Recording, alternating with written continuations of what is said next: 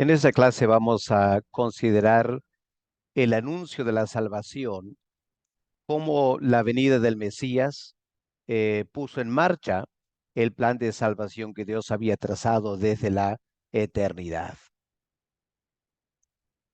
La venida de Cristo hace 2000 años marcó la implementación de ese gran plan de Dios de salvación, un plan que Él había trazado y revelado desde el Antiguo Testamento. Es interesante que al comienzo de la carta a los Romanos, el apóstol Pablo hace referencia a esto. Miremos Romanos 1, versículos 1 al versículo 5. Después de presentarse, el apóstol Pablo en la segunda parte del versículo 1 dice que él había sido apartado para el evangelio de Dios, el evangelio de salvación. Y noten lo que Pablo dice a continuación, que él, hablando de Dios, había prometido antes por sus profetas en las Santas Escrituras. Así que lo que Pablo está diciendo es que el Antiguo Testamento anunciaba en muchas maneras la salvación que el Mesías iba a traer.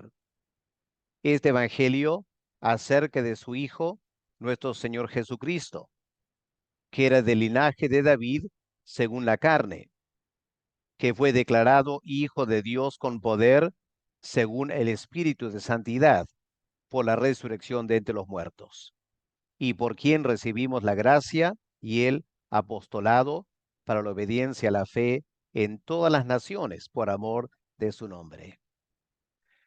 Vemos, hermanos, una vez más que tratar de hacer una dicotomía entre el Antiguo y el Nuevo Testamento, alegando que en el Antiguo Testamento había un tipo de salvación para Israel y que en el Nuevo Testamento tenemos otro tipo de salvación para la iglesia, la verdadera salvación, realmente carece de sustento bíblico. Para el apóstol Pablo, su Biblia era el Antiguo Testamento. ¿Dónde encontraba el apóstol Pablo las enseñanzas acerca del Evangelio? En el Antiguo Testamento. Pablo no era consciente de haber inventado una nueva fe, una nueva salvación. Él estaba anunciando lo que Dios había prometido desde el Antiguo Testamento. Vamos a ver ahora algunos detalles importantes acerca de la venida del Mesías que tiene que ver con la doctrina de la salvación. Empecemos en Gálatas 4, el versículo 4. Podemos mirar en nuestras Biblias, Gálatas 4, el versículo 4. Leemos las siguientes palabras. Pero cuando vino el cumplimiento del tiempo, Dios envió a su Hijo, nacido de mujer y nacido bajo la ley. Qué versículo tan interesante y a la vez importante. Dice Pablo, cuando vino el cumplimiento del tiempo, un plan establecido de antemano. Dios envió a su Hijo, nacido de mujer y nacido bajo la ley. Lo primero que notamos, como indica esta imagen, es que el nacimiento del Señor no fue algo arbitrario. Él vino en un momento muy específico donde Dios había preparado las circunstancias mundiales, o a lo menos del Imperio Romano, para el Evangelio del Señor Jesús. Había una situación de un imperio donde no había fronteras. Uno podía viajar fácilmente desde Palestina hasta España sin tener que cruzar ni una frontera. Había también un espíritu de paz y tranquilidad por el ejército romano. Así que fue un momento muy propicio. Dios lo había preparado para la venida del Señor Jesús. Había un solo lenguaje. Había medios de transporte que favorecían el traslado de los evangelistas llevando el mensaje del Señor Jesús. En segundo lugar, este versículo indica que Dios el Padre para salvarnos no envió a cualquier persona. Ni siquiera envió el ángel. Él envió a su propio Hijo. ¿Y cómo vino? No vino como un ser divino, sino que nació como un ser humano, nacido de mujer, nacido bajo la ley, era un judío. Claro, era Dios encarnado, ¿no es cierto? Pero cómo Dios preparó la situación para que el plan de salvación se implementara en el momento preciso que Dios había establecido de antemano. Debemos notar que la palabra aquí para tiempo en griego es la palabra cronos, el cumplimiento del tiempo. La palabra cronos indica tiempo absoluto, tiempo cronológico. La palabra para cumplimiento del tiempo es el término en griego pleroma, que significa plenitud. Esta palabra da a entender que cuando todo estaba completamente preparado, cuando todos los planes y propósitos de Dios para enviar a su Hijo estaban en su lugar, en la plenitud del tiempo cronológico, Dios el Padre hizo algo dramático. Dios envió a este planeta a su Hijo. Qué afirmación más sublime, ¿no es cierto, hermanos? El eterno Dios envió a este pequeño planeta a su Hijo. El verbo para enviar es ek apostelo, que puede tener el sentido de algo enfático, pero también la palabra ek puede ser locativo. Dios el Padre lo envió desde su propio seno. Salió del cielo y bajó aquí a la tierra. En esa manera Dios envió a su Hijo a este mundo. Y vino con esta doble condición que Pablo enfatiza aquí. Nacido de mujer, es decir, plenamente humano, y también nacido bajo la ley del antiguo pacto, es decir, vino como un judío.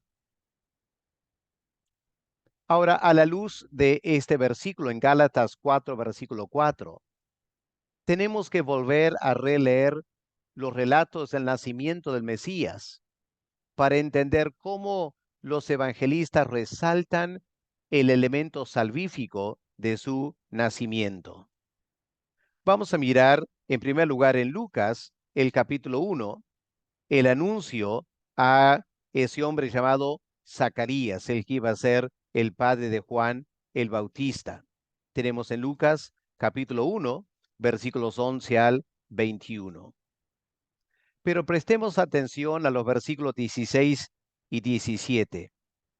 El ángel le dice a Zacarías: hará que muchos de los hijos de Israel se conviertan al Señor Dios de ellos, e irá delante de él con el espíritu y el poder de Elías, para hacer volver los corazones de los padres a los hijos y de los rebeldes a la prudencia de los justos, para preparar al Señor un pueblo bien dispuesto.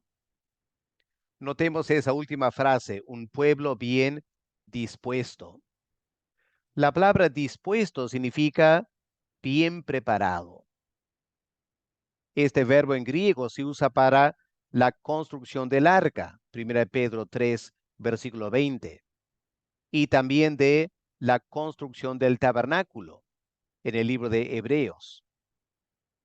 Así que lo que el ángel le dice a Zacarías es que su hijo que estaba por nacer, Juan el Bautista, iría delante del Mesías, anticipando el Mesías, y su tarea era preparar un pueblo bien dispuesto para recibir al Hijo de Dios.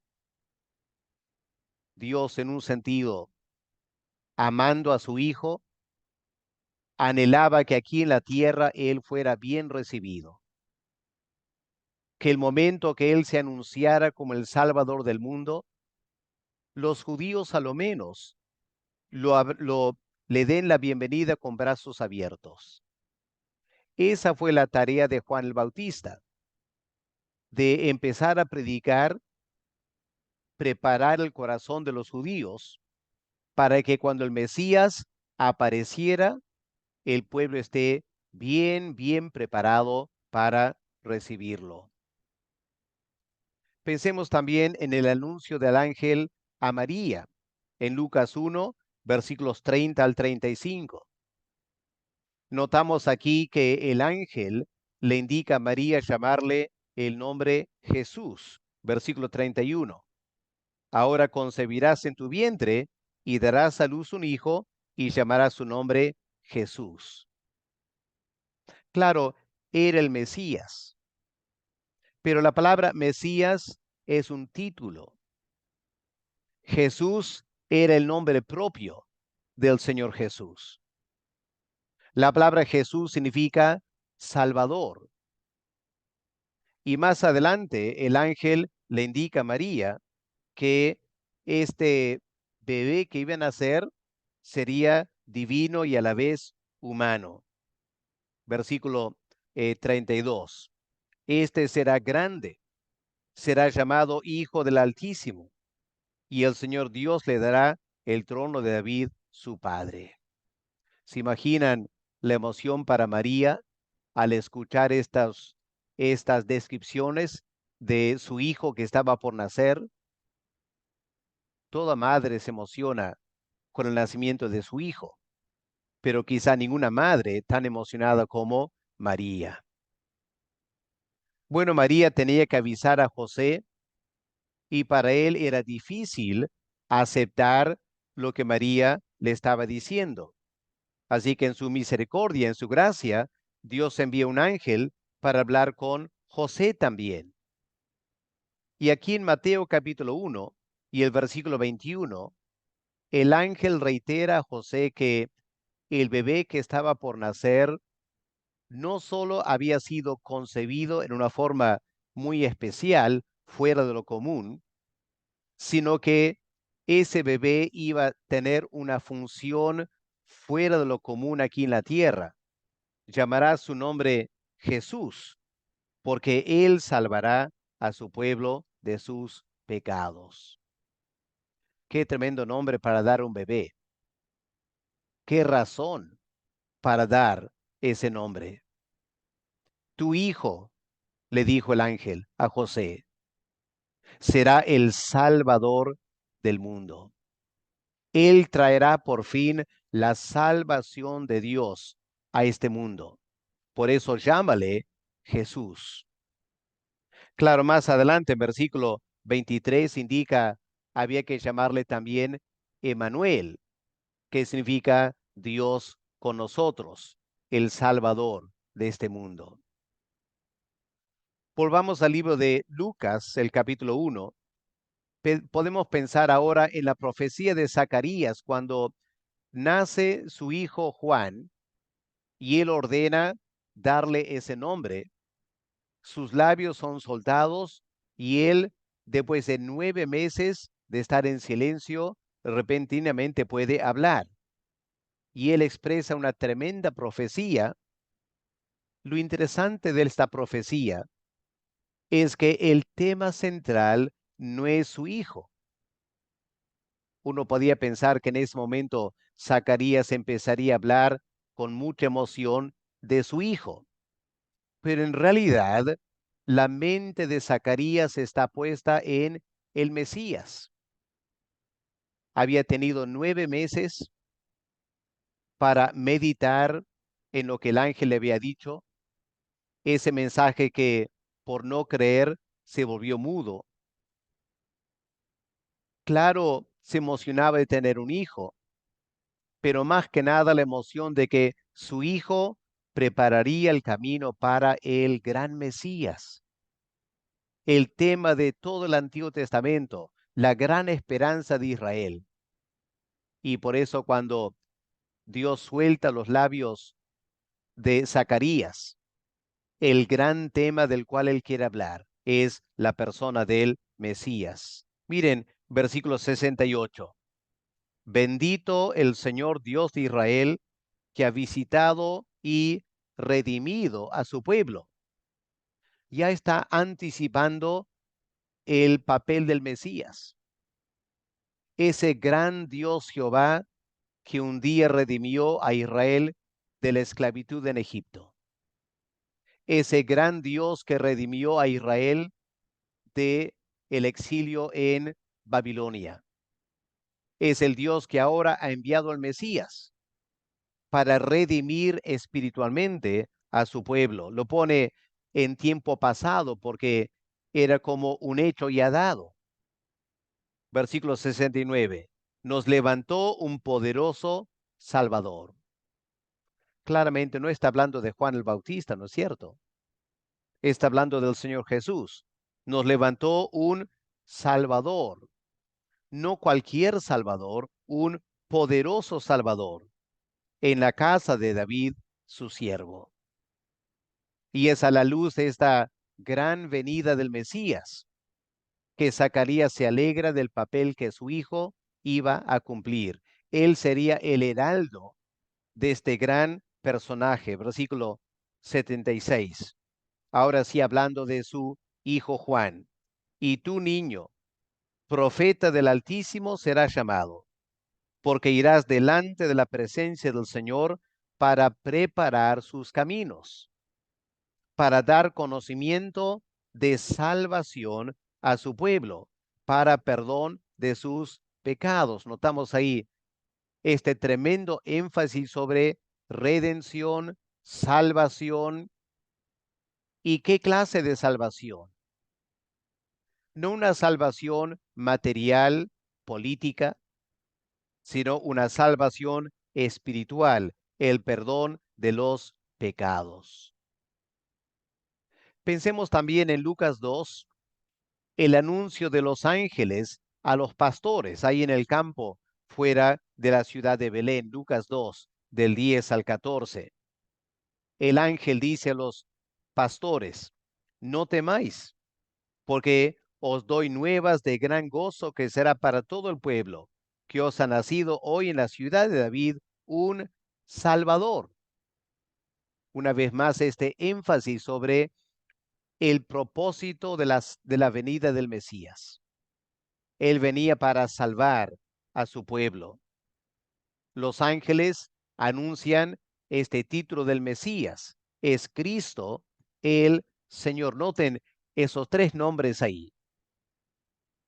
El Salvador, Jesús, su título, Cristo, y su rango, el Señor, el Curios, el dueño de los cielos y la tierra. Así que aquí los ángeles también recalcan el elemento de la salvación de la venida del Mesías. Más adelante en ese capítulo, el anciano Simeón llega al templo.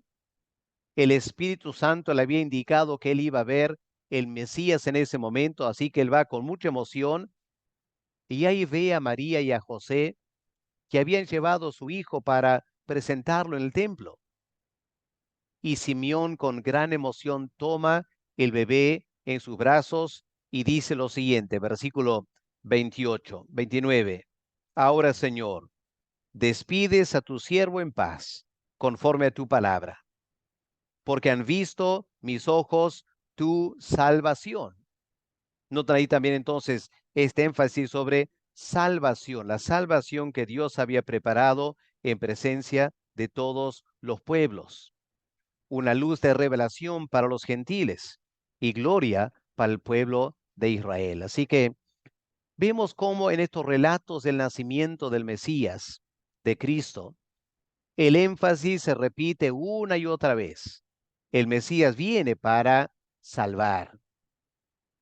Luego, esa mujer también anciana, Ana, ella se acerca y ella también empieza a hablar acerca del Señor Jesús. En versículo 38, leemos Lucas 2:38, está presentándose en la misma hora daba gracias a Dios y hablaba del niño a todos los que esperaban la redención en Jerusalén. Otra vez la palabra, el verbo redimir, la redención, la salvación.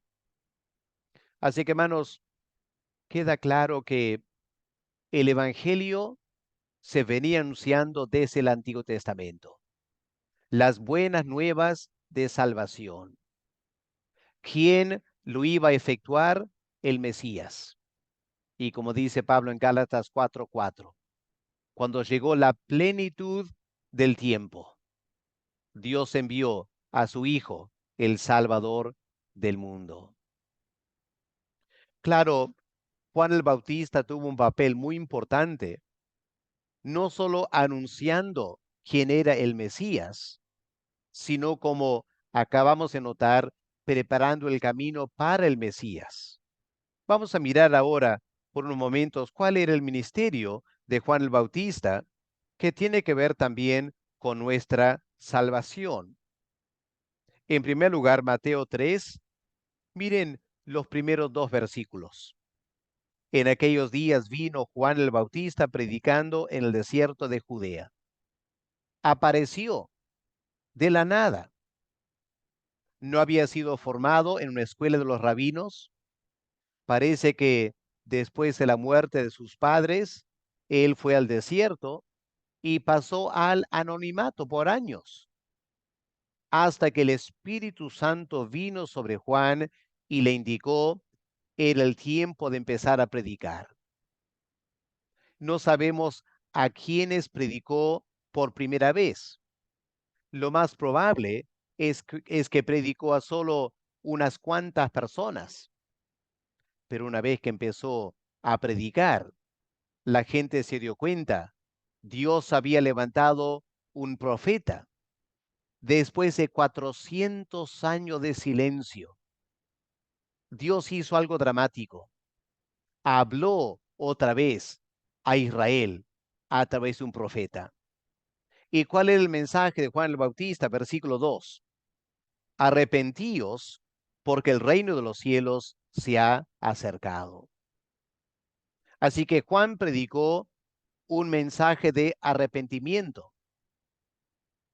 Era el pueblo de Dios, pero un pueblo que se había apartado mucho de Dios, se habían enfriado espiritualmente, había mucha hipocresía, había mucho sincretismo. Francamente, aunque el tiempo estaba listo, el pueblo de Israel no lo estaba. Y Juan el Bautista tuvo este ministerio de preparar al pueblo para recibir al Mesías. En ese contexto, él empezó a bautizar personas en el río Jordán. Leemos en versículo 6. Las personas que le escuchaban eran bautizados por él en el Jordán, confesando sus pecados. Si miramos el versículo 5, veremos el impacto de la predicación de Juan allá en el desierto. Leemos en versículo 5, salía a él Jerusalén, toda Judea y toda la provincia alrededor del Jordán. El río Jordán dominaba la tierra de Palestina. Y aquí la gente salió de la capital, de todo el territorio de Judá y todos los lugares, a ambos lados del río Jordán, al este, al oeste, al norte, miles de personas empezaron a pasarse la voz entre ellos, impactado porque habían escuchado, y se dio un tremendo despertar espiritual, una suerte de avivamiento, ¿no es cierto? El Espíritu Santo empezó a convencer de pecado usando el ministerio de Juan, y la gente quería prepararse para la venida del Mesías. El reino de Dios se está acercando, dijo Juan. El reino indicaba el Mesías estaba próximo a venir. Y lo que Juan dijo es, no estamos listos para recibirlo. ¿Y por qué no estamos listos? por el pecado. Hay que arrepentirnos. Y no es suficiente arrepentirse de labios para afuera, dijo Juan. Hay que hacer algo dramático para expresar la profundidad de nuestro arrepentimiento. Eso fue el bautismo. Para nosotros ahora estamos tan acostumbrados al bautismo cristiano que no nos damos cuenta de lo radical que fue en el tiempo de Juan. Porque en el primer siglo, los judíos solo bautizaban a ciertas personas. ¿Saben quiénes eran bautizados? Los gentiles. Cuando un pagano quería convertirse a la fe judía, quería ser un prosélito, lo que los judíos decían era, no estás en condiciones de ser un judío. Tienes que lavarte de toda esa pecaminosidad que te ha contaminado tus años de ser pagano. Has adorado dioses falsos. Has comido alimentos ofrecidos a los ídolos. Has practicado toda clase de pecado y perversión. Francamente, decían los judíos al pagano, no puedes convertirte en un judío. A lo menos no así nomás. Tienes que tener una profunda limpieza. Y para expresar esa profunda limpieza, ordenaban al prosélito lavarse ceremonialmente todo su cuerpo, indicando simbólicamente, me estoy limpiando de toda mi vida pasada como pagano para entrar a la fe judía limpio.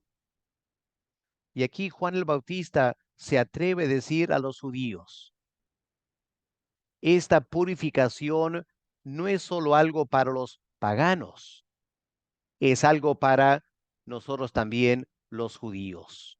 Porque la verdad es que estamos conviviendo muy de cerca con el paganismo, nos hemos contaminado con tantas prácticas paganas, impías, que si queremos prepararnos para el Mesías, si queremos estar listos para el reino de Dios, aún como judíos, vamos a tener que limpiarnos. Y eso fue el significado original del bautismo. Con razón los fariseos se incomodaron, ¿no es cierto? Los fariseos vinieron para escuchar lo que Juan estaba diciendo, pero cuando Juan los invitaba a bautizarse, los fariseos no querían hacerlo. Se jactaban de ser descendientes de Abraham. Se jactaban de ser circuncidados. Ellos decían, no somos gentiles para tener que limpiarnos. Y Juan tuvo que hablar palabras muy fuertes a los fariseos. En realidad, Juan habló fuertemente a todos, exhortándoles a una verdadera conversión. Miren, Mateo 3, el versículo 11. Juan dice, yo a la verdad os bautizo en agua para arrepentimiento, pero el que viene tras mí, cuyo calzado yo no soy digno de llevar, él es más poderoso que yo. Él os bautizará en Espíritu Santo y fuego. Así que para eso tiene que haber una conversión primero, ¿no es cierto? Para esperar al Mesías. Por eso en versículo 7 leemos, al ver Juan que muchos de los fariseos y de los saduceos venían a su bautismo, Juan no era precisamente diplomático o halagador, ¿no es cierto? Miren lo que les dice, generación de víboras, ¿quién os enseñó a huir de la ira venidera? Hagan frutos dignos de arrepentimiento. No vengan para escuchar nomás. No vengan para, con sus labios, hablar palabras piadosas.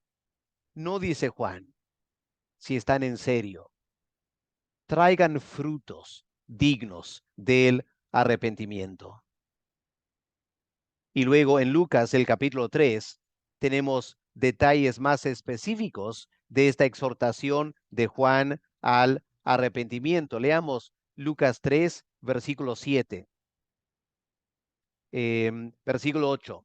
Haced pues frutos dignos de arrepentimiento. No comencéis a decir dentro de vosotros mismos, tenemos a Abraham por padre, porque os digo que Dios puede levantar hijos a Abraham aún de estas piedras. Versículo 10. La gente le preguntaba diciendo, ¿qué haremos? Había esta convicción de pecado. Ellos mismos estaban queriendo saber qué debían hacer para expresar su arrepentimiento. Y Juan contesta, versículo 11, el que tiene dos túnicas, dé al que no tiene. El que tiene de comer, haga lo mismo. Interesante, ¿no? No parece tan espiritual. Parece una acción netamente social, ¿no es cierto? Pero recordemos, el Mesías iba a establecer el reino de Dios. El reino de Dios implicaba una nueva forma de vivir. Y francamente en ese tiempo, al igual que el día de hoy, la gente era muy egoísta. Algunas personas amontonaban riquezas, mientras que otros no tenían nada. Y una señal de arrepentimiento y estar ansioso de la llegada del reino de Dios, lo que Juan dice es, empiecen ahora a vivir lo que vamos a vivir en el reino. El reino de Dios será un reino de equidad, de igualdad. Así que, ¿tienes dos ropas y conoces a alguien que no tiene ninguna? No te quedes con esas dos ropas. Comparte un traje al que no tiene nada. ¿Tienes de comer? ¿Tienes bastante de comer? ¿Puedes ver a alguien a tu lado que no tiene hoy que comer? Invítale tu comida, le dice Juan. Esa es la mejor señal de que estás entendiendo el mensaje del reino de Dios y estás arrepentido por tu forma egocéntrica de vivir. Luego llegan los publicanos, aquellos hombres que recogían los impuestos para Herodes y los romanos. Qué interesante. Los publicanos, al igual que Saqueo más adelante, le dijeron a Juan, maestro, ¿qué haremos nosotros? Y Juan contesta, no exijan más de lo que os está ordenado. Esta era la práctica de los publicanos. No se pusieron en ese oficio solo para cobrar lo que había que dar a los romanos. Digamos, los romanos pedían 10% en impuestos. Los publicanos cobraban 15, 5 para su bolsillo, 10 para Roma. Con razón, los publicanos eran odiados por la población en general. Los llamaban traidores. Estaban oprimiendo al pueblo de Dios, abusando de su autoridad. Claro, esos publicanos contaban con la protección de Roma. Pobre de una persona que maltrataba a un publicano. Ahora querían alistarse para el reino de Dios. Ahora, interesante, Juan no dice, dejen ese oficio. Lo que Juan dice es, no usen ese oficio para fines pecaminosos. Cobren solo lo que deben cobrar. Más interesante todavía, algunos soldados se acercaron. Versículo 14. Increíble. Hasta soldados romanos fueron tocados por el Espíritu Santo. Llegaron al río Jordán, seguramente en su tiempo libre, y preguntaron a Juan lo mismo. Queremos bautizarnos. Somos conscientes de nuestros pecados. Estás diciendo que todos tenemos que tener fruto de arrepentimiento. Muy bien, Juan, dinos, ¿cuál debe ser nuestro fruto? Y Juan les contesta, versículo 14, no hagáis extorsión a nadie, ni calumniéis, y contentaos con vuestro salario. Qué interesante. No les dice lean la Biblia, no les dice oren, no les dice vayan al templo, les habla de su vida cotidiana. Dice no extorsionen a nadie. Le dice no levanten falsas acusaciones. Les dice no se estén quejando de su sueldo. Una vez más, lo que Juan está diciendo es, en el reino del Mesías hay espacio para ustedes también. Aún soldados romanos serán bienvenidos, pero no para maltratar a otros, no para vivir como viven antes. Marquen una diferencia si es que ustedes también anhelan ser parte del reino de Dios.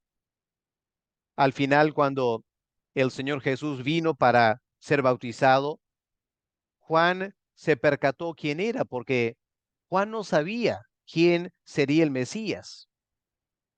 Parece que su madre, Elizabeth, no tuvo la oportunidad de contarle a Juan quién sería el Mesías, o podría ser que viviendo en el desierto no había tenido contacto con Cristo en Nazaret y no lo reconocía físicamente. Pero un día cuando el Señor Jesús se acerca, leemos en Mateo 3, el versículo 13. Entonces Jesús vino de Galilea a Juan al Jordán. Interesante. El mismo Señor vino para ser bautizado, pero él no tenía pecado. Él no tenía nada de qué arrepentirse. Por lo mucho, habrá confesado el pecado del pueblo de Dios, tal como Daniel en capítulo 9 hace una tremenda confesión, no de sus pecados personales, sino de los pecados del pueblo de Israel. Quizá el Mesías confesó esos pecados. En alguna manera, Juan el Bautista se percata, ¿será este el Mesías? Y claro, tiene temor de bautizarlo. Y le dice, versículo 14, Juan se le oponía diciendo, yo necesito ser bautizado por ti, ¿y tú vienes a mí? Y el Señor contestó, deja ahora, porque así conviene que cumplamos toda justicia. Él vino para identificarse con los pecadores. ¿Y qué mejor forma de identificarse con nosotros que acudir al bautismo de Juan, reconocer su ministerio, participar en este bautismo masivo de hombres y mujeres preparándose para el reino de Dios? Claro, en ese momento cuando el Señor se bautiza o es bautizado por Juan, una paloma desciende del cielo y Juan tiene ese testimonio externo, claro, incontrovertido, de que Jesús de Nazaret es el Mesías, el Hijo de Dios. Y por eso en Juan 1, versículo 29, notamos el comienzo de la segunda parte del ministerio de Juan. La primera parte era preparar al pueblo para la venida del Mesías. Y ahora que el Mesías había venido, y ahora que Juan sabía quién era el Mesías, pasó a la segunda parte, la parte del heraldo del Mesías. Por eso leemos en Juan 1, versículo 29. Al siguiente día vio Juan a Jesús que venía a él. Hay que entender ahora, es el Señor llegando otra vez al río Jordán después de los 40 días en el desierto siendo tentado. Porque los evangelios indican que inmediatamente que fue bautizado, el Espíritu envió al Señor al desierto 40 días. Él ahora vuelve al río Jordán y cuando Juan lo ve, él anuncia como heraldo a sus propios discípulos quién es el Mesías, diciendo, he aquí el Cordero de Dios que quita el pecado del mundo. Muy interesante. Juan no dice, he aquí el Mesías. ¿Qué es lo que pensaríamos? Es lo que él va a anunciar. Pero Juan ahora indica qué clase de Mesías va a ser, porque había muchos malos entendidos.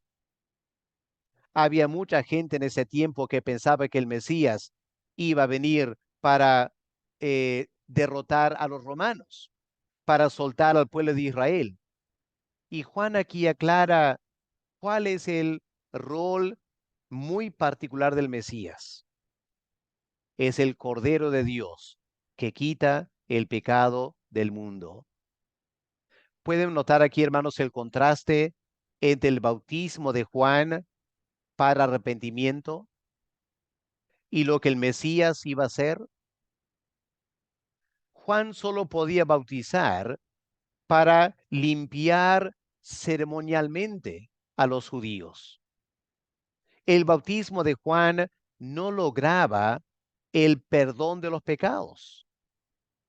Y Juan anuncia, aquí está el Mesías, el Cordero de Dios. Él quita el pecado. No solo limpia ceremonialmente, Él quita el pecado, porque Él va a conceder el Espíritu Santo. El Espíritu Santo nos va a dar una nueva naturaleza y desde adentro de nuestro ser el pecado va a empezar a ser eliminado. Él quita el pecado del mundo. Claro, lo quitó en la cruz del Calvario, quitó ese decreto divino que estaba en contra de nosotros, el decreto que decía, el alma que pecare, esa morirá. Ese gran decreto de Dios en la cruz del Calvario. El Mesías murió a favor de su pueblo, quitó el pecado, la ira de Dios, el decreto que estaba en contra de nosotros, como Pablo dice en Colosenses 1, versículo 14 y 15. Pero también el Mesías, dándonos de su espíritu, es capaz de quitar la raíz del pecado, la fuente del pecado en nuestros corazones, dándonos una nueva naturaleza. Y notamos ahora que Juan, sabiendo quién es el Mesías, está en esta segunda etapa de su ministerio, el heraldo, mostrando quién es el Mesías. Por eso leemos también en Juan 1, el versículo 35. El siguiente día, otra vez estaba Juan y dos de sus discípulos. Y mirando a Jesús que andaba por ahí, dijo, he aquí el Cordero de Dios. Y leemos en versículo 37, que a partir de este momento, esas personas, las multitudes que hasta ahora estaban siguiendo a Juan, ahora empiezan a dejar a Juan uno por uno y empiezan a seguir al Mesías. Claro, algunos de los más allegados a Juan se incomodaron, pero Juan afirmó, el Mesías tiene que crecer, yo tengo que menguar. Ahora que el Mesías ha venido, mi ministerio se va terminando y tiene que dar lugar al ministerio del Mesías. Qué tremenda humildad de este hombre Juan, a quien Dios usó para este tremendo despertar espiritual, preparando ese pueblo bien dispuesto para la venida del Mesías. Eso nos lleva a tocar el tema de el propósito de la venida del Mesías. ¿Para qué vino? Bueno, vino para hacer muchas cosas, ¿no es cierto? En primer lugar, como hemos mencionado, él vino para anunciar el reino de Dios. Por eso, en Marcos, el capítulo 1, desde el comienzo de su ministerio, Marcos indica este énfasis en la enseñanza de Cristo. Marcos 1, versículo 14. Después que Juan fue entregado, Jesús vino a Galilea predicando el evangelio del reino de Dios. Ahí está. Este fue el tema central de su ministerio, predicando, anunciando el evangelio del reino de Dios. El evangelio que Dios había prometido a lo largo del Antiguo Testamento, que Pablo menciona en Romanos capítulo 1. Este evangelio se centraba en el reino de Dios, es decir, en Dios llegando a este mundo en la persona del Mesías, estableciendo un nuevo gobierno, estableciendo una nueva forma de vivir. Lo que el Mesías iba a hacer era juntar hombres y mujeres dispuestas a someterse a él como rey. Y todos aquellos que se sometieran a él como rey estarían conformando el reino de Dios aquí en la tierra. Era buenas noticias porque aparte de Dios, la vida aquí en la tierra es un infierno, ¿no es cierto? Cuando cada ser humano hace lo que bien le parece y nadie hace caso a la ley de Dios, la vida aquí en la tierra se vuelve un infierno. El Mesías vino para establecer el cielo en la tierra. El cielo en la tierra se manifestará cuando hombres y mujeres se someten a la ley de Dios, viven en obediencia al Rey Mesías. Y por eso, a lo largo de sus 3 años, el Señor estaba constantemente invitando a hombres y mujeres a acercarse a este reino, a vivir, a participar en el reino de Dios. Miren, Mateo 9, versículo 35. Aquí tenemos un pequeño cuadro del ministerio del Señor Jesús. Recorría Jesús todas las ciudades y aldeas, enseñando en las sinagogas de ellos y predicando el evangelio del reino, anunciando, proclamando el evangelio del reino, sanando toda enfermedad y toda dolencia. Y el Señor podía ver que la gente antes de entrar al reino, ¿cómo vivían? Versículo 36. Estaban desamparadas, estaban dispersas, como ovejas que no tenían pastor, vivían a la deriva, familias, matrimonios, hijos, padres, la sociedad en general, un caos. Y Cristo anuncia el reino. Se da cuenta que hay tanta necesidad. El pueblo aparentemente estaba listo para la cosecha espiritual. Había falta de obreros y él ordena, exhorta a los apóstoles que oren. Que el Dios de la cosecha, Dios el Padre, envíe más obreros a la mies. Y el siguiente capítulo, él mismo llama a los discípulos y los envía a ministrar. Pero miren también en capítulo 11 de Mateo, el versículo 28 y 29. En este contexto del ministerio del Mesías, recorriendo Galilea, predicando el reino, miren lo que él dice. Aquí está la predicación del Señor Jesús, el corazón de su mensaje. Viendo la gente con tanta necesidad, ovejas dispersas, oprimidas por el pecado, la injusticia de la sociedad, ¿qué les dice? Vengan a mí, todos los que están trabajados y cargados. Yo les haré descansar. Ahora noten, Cristo no es precisamente un revolucionario aquí. No está diciendo, vengan a mí, vamos a tomar armas para pelear. Vamos a ser revolucionarios, guerrilleros espirituales. No, nada que ver. Vengan a mí los que están trabajados y cargados. Yo les voy a hacer descansar. No les voy a llevar a un descanso después una gran batalla guerrillera. No, yo les voy a dar el descanso.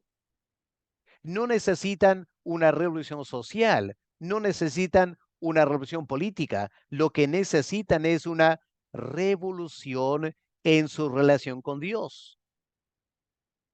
No tienen paz, no por la injusticia de la sociedad, no tienen paz porque no están en comunión con Dios. Vengan a mí, yo les voy a dar paz. Y luego dice, llevad mi yugo sobre vosotros. No dice tomen armas, no dice vamos a pelear, no dice tomen mi yugo sobre vosotros. ¿De qué yugo está hablando? En ese tiempo cuando había que entrenar a un buey para arar, colocaban a un buey novato que no sabía arar al lado de un buey de experiencia que sí sabía arar. Lo ponían juntos en un yugo, un armazón que unía ambos animales. Y cuando el buey novato quería escaparse o quería ir muy lento o muy rápido, el buey más experimentado lo frenaba. Y si el buey novato empujaba demasiado, se lastimaba a sí mismo y aprendía a caminar al ritmo del otro buey. Ese es el yugo. Y Cristo dice, llevad mi yugo. Qué fascinante eso. No simplemente el yugo que yo les voy a imponer. No, lleven mi yugo. ¿De qué yugo está hablando? Gálatas 4, versículo 4. Dios envió a su Hijo, nacido de mujer, nacido bajo la ley. La ley era el yugo de Dios que enseñaba a la gente a tener una vida productiva, una vida ordenada. Cristo mostró el mejor ejemplo de un hombre bajo la ley de Dios y por lo tanto un hombre con gran paz interior, un hombre que disfrutaba la vida sirviendo a Dios y a su prójimo. Y él invita a todos, vengan a mí, tal como yo estoy llevando mi yugo, vengan a llevar mi yugo también. Yo les voy a enseñar cómo vivir bajo la ley de Dios. Porque dice, yo soy manso y humilde de corazón, y hallarán descanso para sus almas en la medida que viven conmigo, porque mi yugo es fácil y ligera mi carga. Qué hermosa invitación, ¿no es cierto? Aquí está la salvación que el Mesías vino para ofrecer. No una salvación sociopolítica, una salvación espiritual interna, una salvación vinculada con el reino de Dios, una salvación de vivir en obediencia a la palabra de Dios. Y dentro de todo ese marco está la promesa del perdón de los pecados. Tenemos que tener mucho cuidado de no predicar un mensaje en la cual damos la impresión que una persona puede, en un momento de gran compunción espiritual, llorar, confesar su pecado, pedir perdón y luego seguir viviendo como vivía antes. Lamentablemente hay bastante de eso en las iglesias. Tenemos que volver a este evangelio del Mesías. Es cierto, estamos en pecado y tenemos que ser perdonados, pero también tenemos que mostrar frutos de arrepentimiento. Y esos frutos son someterse a la ley de Dios, dejar de vivir la vida que tenemos antes y empezar a vivir dentro de ese reino en el cual vamos a mostrar compasión, misericordia para con toda la gente que nos rodea especialmente los que son parte de este reino. Claro, el Señor tuvo mucho que enseñar acerca del reino de Dios, porque francamente los judíos no sabían, no sabían mucho del Antiguo Testamento. Menos sabían de qué reino se trataba el reino de Dios. Habían vivido bajo tantos reinos, el reino de Babilonia, el reino de los medo-persas, el reino de los griegos, el reino de los sirios y al final el reino de los romanos. Y los judíos habían caído en la trampa de pensar, bueno, el reino de Dios será así también, un reino impositivo. Y el Señor Jesús tenía que enseñar que su reino iba a ser muy diferente del reino de esta tierra. Por eso el Señor contaba estas parábolas. Si miramos en Mateo 13, las parábolas tienen que ver con el reino de Dios. Empiezan las parábolas, el reino de Dios es semejante a. La gente tenía mucho que aprender. Los valores del reino de Dios iban a ser totalmente diferentes, empezando con una actitud de servicio y de sufrimiento. Ustedes saben que la gente que quiere participar en la política, francamente, ¿por qué lo quieren? Porque quieren tener puestos de autoridad, puestos para beneficiarse a sí mismos. Y hay que reconocer que había algo de esa actitud en los apóstoles. Confiaban que Cristo era el Mesías, que él estaba por establecer su reino. Y claro, ellos pensaron, nosotros, sus allegados, vamos a ser los ministros del Estado. Vamos a tener grandes puestos. Vamos a tener autoridad. Vamos a ser ricos. Se peleaban por quién sería más importante.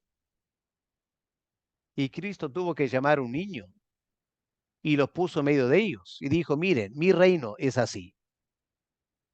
Si ustedes no están dispuestos a humillarse, a ser como este niño, no tienen la menor idea de los valores de mi reino. En mi reino, este niño, humilde, sencillo, servicial, él será el grande. Y ustedes que quieren ordenar y mandar y eh, pisar por encima de otros, si no tienen cuidado, esa actitud, serán los últimos del reino. Y luego Cristo dio a entender que él había venido, sí, para atar al hombre fuerte, como leemos en Mateo 12, luchar contra Satanás y vencerlo. Pero en Marcos 10:45 tenemos esta expresión que resume los valores del reino de Dios. El Hijo del Hombre no ha venido para ser servido, ha venido para servir y entregar su vida por muchos. El Mesías estaba invitando a hombres y mujeres a participar en ese reino. Un reino de servicio, un reino de sacrificio, un reino en el cual ya no vivimos para nuestros intereses personales. Vivimos para ayudar a otros, servir a otros, aunque nosotros tengamos que sufrir en el camino. Así que, hermanos, aquí tenemos este mensaje de el reino de Dios y la venida del Mesías que anuncia esta gran salvación de Dios que se resume en este concepto del reino de Dios. Hermanos, como ustedes saben, fue tan triste que a pesar de todas las profecías del Antiguo Testamento, a pesar del ministerio de Juan el Bautista, a pesar del derramamiento del Espíritu Santo en ese tiempo de despertar espiritual, a pesar de 3 años de ministerio del mismo Mesías. Al final, la gran mayoría de los judíos nunca llegaron a entender qué era el reino de Dios. Nos hace pensar en esa primera generación que salió de Egipto, a pesar de haber visto tantas señales y milagros, no creyeron y terminaron muertos en el desierto. Lamentablemente, los judíos del primer siglo cayeron en exactamente lo mismo. El Mesías llegó a los suyos, pero los suyos no le recibieron y al final cometieron ese acto de tan apostasía que crucificaron al mismo Mesías. Los judíos crucificaron al rey. Esperando el Mesías, lo mataron. No entendieron que al hacerlo estaban implementando el plan de Dios. Dios logró su plan soberano, pero los judíos de ese tiempo no se salvaron del juicio de Dios. Eran culpables del más atroz pecado y rebeldía espiritual. Y por eso Dios permitió que los romanos conquistaran Jerusalén, destruyeran el templo, los judíos exiliados por casi 2000 años, porque no supieron recibir al Mesías. Hermanos, que Dios nos dé mayor entendimiento espiritual, no solo para recepcionar este mensaje de salvación, sino habiéndolo entendido, proclamarlo a la gente que nos rodea. Dios nos ayude a poder entender el gran anuncio de la salvación de Dios que vino con la manifestación del Mesías hace 2000 años.